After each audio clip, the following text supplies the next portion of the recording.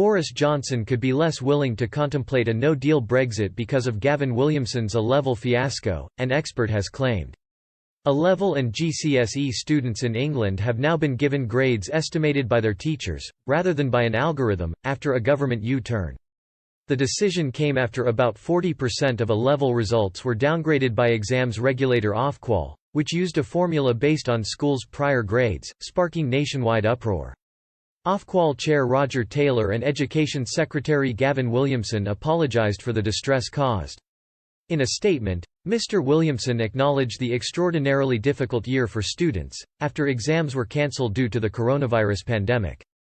He said the Department for Education had worked with Ofqual to design the fairest possible model, but it had become clear that the process of awarding grades had resulted in more significant inconsistencies than can be resolved through an appeals process.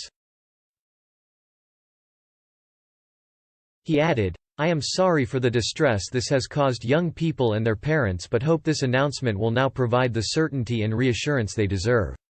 Despite many calling for the Education Secretary to resign, Downing Street maintains the Prime Minister has full confidence in him.